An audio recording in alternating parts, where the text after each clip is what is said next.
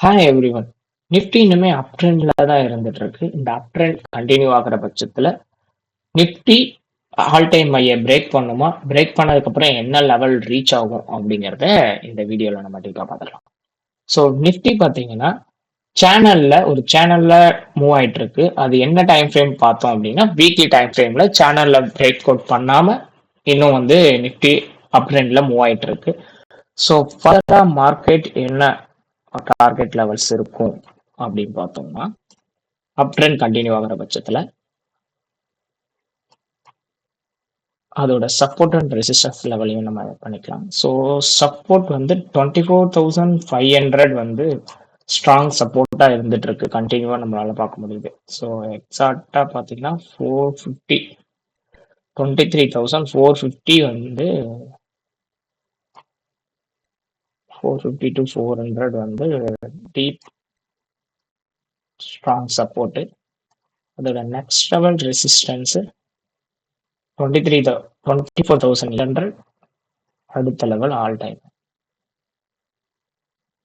24,300. So இது என்ன base பண்ணினா, ஸோ இதோட டீப் லெவல் எடுத்துக்கிறேன். இந்த டீப் லெவல் எடுத்து இங்க கொடுத்தோம் அப்படின்னா எக்ஸாக்டா மேட்ச் ஆகும். அடுத்த லெவல் நமக்கு 26,200 ஆல் டைம் ஆகி இந்த ஆல் டைமை பிரேக் அவுட் பண்ற பட்சத்துல இந்த வருஷம் மார்க்கெட் பாத்தீங்கன்னா 28,000, அந்த 28,000 பிரேக் அவுட் பண்ணும்போது 30,000 மார்க்கெட் ரீச் ஆகிறதுக்கான பாசிபிலிட்டிஸ் இருக்கு. ஸோ டீப்பா பார்த்துடலாம்.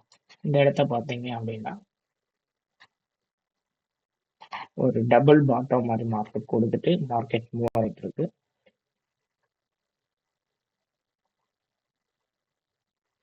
அடுத்து 24,800 மார்க்கெட் பிரேக் பண்ற பட்சத்துல லாங் டேர்ம்ல சொல்லிட்டு இருக்கேன். சைக்கிள் ஷார்ட் டேர்ம் கொடுத்துட்டுல இன்ட்ராடேக்கு நான் ஆல்ரெடி கொடுத்துருந்தேன். ஸோ லாங் டேர்ம்ல 26,200 இதை பிரேக் அவுட் பண்ற பட்சத்துல 28,000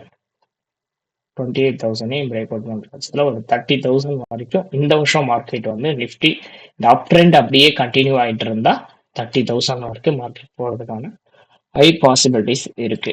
ஸோ இப்போ நெக்ஸ்ட் வீக்குக்கு என்ன இருக்கும் அப்படிங்கிறதையும் வீடியோல பார்க்கலாம். இப்போ லாஸ்ட் வீக்ல பண்ணிக்கிறேன்.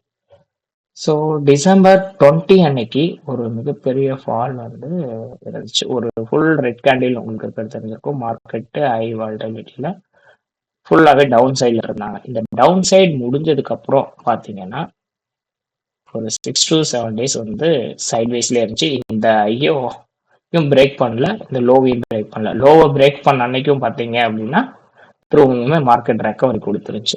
அதுக்கப்புறம் ஜான் செகண்ட்ல அதே போல ஒரு கிரீன் கேண்டில் ஹை வால்டைலிட்டி நமக்கு இருந்திருக்கு. ஸோ இது கண்டினியூவா நெக்ஸ்ட் வீக்ல எப்படி இருக்கும்னு பாத்தீங்கன்னா இதுவும் ஒரு சைட்வேஸ்க்கான பாசிபிலிட்டிஸ் இந்த இடத்துல இருக்கு. ஸோ ஒரு 5 to 6 செஷனுக்கு மார்க்கெட் 5 days ஆல்மோஸ்ட் ஆக்சுவலா டே டைம் ஃப்ரேம்ல சொல்றேன். ஒரு 5 daysக்கு மார்க்கெட் சைட்வேஸ்ல மூவ் ஆகிறதுக்கு பாசிபிலிட்டிஸ் இருக்கு.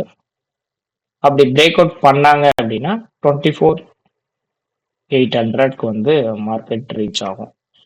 நெக்ஸ்ட் வீக்ல போறதுக்கு பாசிபிலிட்டிஸ் இல்லை. நெக்ஸ்ட் வீக்ல 24,500 வரைக்கும் அதிகபட்சம் மார்க்கெட் போறதுக்கான வாய்ப்பு இருக்கு.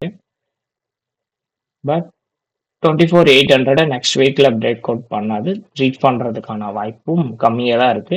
எனக்கு தெரிஞ்ச அடுத்த ஒரு 5 days சைட்வேஸ்ல மார்க்கெட் இருக்கலாம் அப்படிங்கிறது ப்ரொடக்ஷன்ஸ். Thank you everyone.